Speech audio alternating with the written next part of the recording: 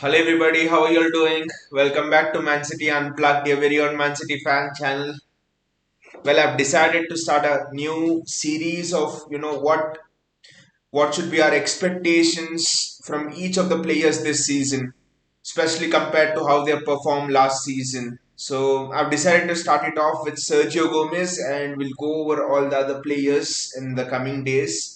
Yes, we'll go over even players like Bernardo Silva, KDB, Akanji, Diaz, who have had pretty much almost perfect campaign. Still there are things to improve, and still there are expectations from all of us fans from them. But today we'll start this show with Sergio Gomez. He's going to be the topic for today on what should be the expectations from him next season. I mean, it's interesting. Sergio Gomez, if someone would ask me about Sergio Gomez, probably in even 4, 5, and 6 months back, especially before January, I would say that well, he could just be a backup, left back to Nathan Ake and all of the stuff. But since then, especially looking at how Pep has used Sergio Gomez in a few FA Cup games since the turn of the year, how Sergio Gomez has performed in the under 21 Euros competition, I actually think there is so much more potential to unlock from Sergio Gomez. I remember people were even ridiculing him of being a B-Tech Alexander Zinchenko and things like that. He's not a left back. Sergio Gomez is not a left back. Let us actually be sure about this. So to judge Sergio Gomez just on the basis of just on the basis of his performances at left back are nothing short of stupid. I must say they're nothing short of stupid. So we must not do that. But as the season went on, and as we changed back to that system, as we changed back to the back three system where Pep has pretty much played center backs across the back line, Pep has preferred Sergio Gomez in the midfield. Couple of times in the wing, not much, but generally in the midfield, generally in the box to box role.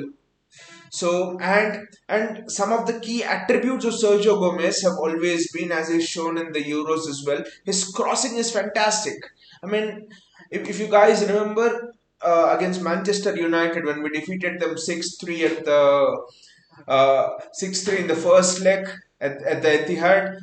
I mean, Sergio Gomez put in a cross to Erling Haaland, a ground cross, and Haaland scores first touch finish. That was just fantastic. That's the talent of Sergio Gomez.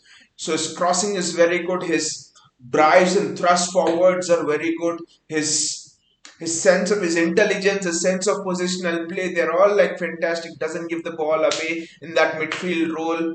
Can make those attacking, surging runs forward from the midfield. Defensively is not quite good, but his work rate is there. His work rate is there, and he can pinch the ball off. He can press. It's just that if he's not a good 1v1 defender, which and is from La Masia, so you can expect all of the passing, movement, positional awareness, everything to be inbuilt into him, to be ingrained into him. So I think Sergio Gomez surprisingly could actually be a key contender to that role which Gundogan has left. Now, this could be controversial, I know, but Sergio Gomez could very well fulfill that role which Gundogan has left because the guy can make those. He has the intelligence to occupy those positions in the box. He has the intelligence of an attacker to get into them positions. His shot is superb. His long range shot is a bullet. He would take free kicks and stuff for Anderlecht and all of, and I think he took free kicks in the Euros as well, if I'm not wrong.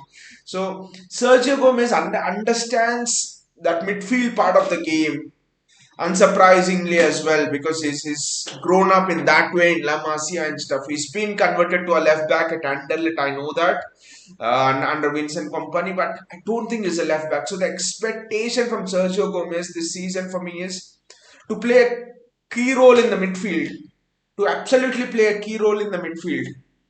I know there is Kovacic, I know Foden might be coming in there, but Kevin De Bruyne's absence for at least a month would give Sergio Gomez that chance to, and also Maxima Paroni going out on loan to Girona, that's the talk. So it would give Sergio Gomez a chance to perform because he is I think in the midfield, Sergio Gomez has higher potential than Zinchenko actually. His sense of intelligence, positioning, passing are better than Zinchenko. The potential is there. The potential is better than Zinchenko for Sergio Gomez. So again, like I'll come back to it. For me, the expectation is to for Sergio Gomez to I won't say nail down, but actually emerge as a prime figure, emerge as a prime contender for that midfield role which Gundogan has left. That should be the expectations of us fans from him, because he's someone who's not been talked about as much. A lot of City fans, I know, and people in the fan forums of City, everyone is like, we should go out and get Florian Wirtz. In this channel, even I was mentioning a couple of months back, Florian Wirtz and all, who are the midfield this thing. But I was sort of looking at this Sergio Gomez and how he has come progressed through at City from a left back coming into the midfield and stuff, all in the space of 1 year. It's just been fantastic. And for Pep to trust Sergio Gomez, even in an FA Cup game, we know Pep just doesn't trust anybody and puts him into the midfield. Calvin Phillips, why has Sergio Gomez played more minutes in the midfield ahead of Calvin Phillips, who is an accomplished Premier League midfielder? Why?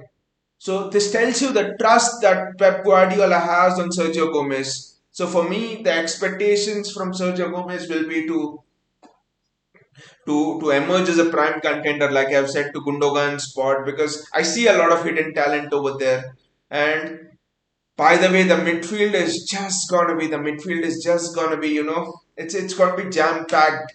Kovacic, Foden, James McAtee, Kevin De Bruyne when he comes back. Expect Bernardo Silva to probably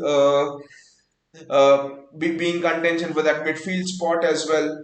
Cole Palmer, you don't know if Pep wants to try him in the midfield as well. So literally, even without Cole Palmer, there are five people for two midfield spots, and I haven't even counted Calvin Phillips. So, so I think it's imperative that Sergio Gomez takes his chance, because it also is a way in which Gundogan's gone. Kevin De Bruyne, 32, is almost transitioning out. So there are vacancies in. You don't know about the Bernardo Silva situation. He might stay, but probably in a year or two, he might want to try another challenge. You just don't know, so many permutations and combinations. And City are actually looking for a transition now as well. We are entering into that transition phase, the third transition phase under Pep Guardiola, right from this season onwards. So I think Sergio Gomez has a wonderful chance, beautiful chance to stake a claim to be an integral part of City's new transition, of City's new era.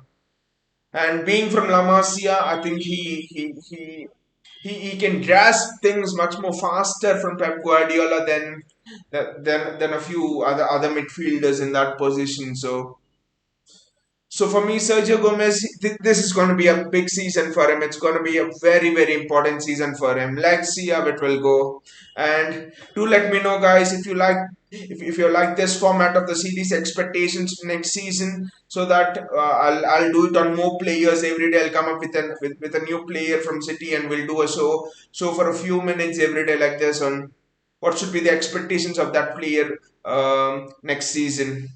So do let me know in the comments below if you've liked this show, and please guys, like the video, and also do subscribe to the channel, and we'll come up with awesome content for all of you guys as always. See you guys and take care.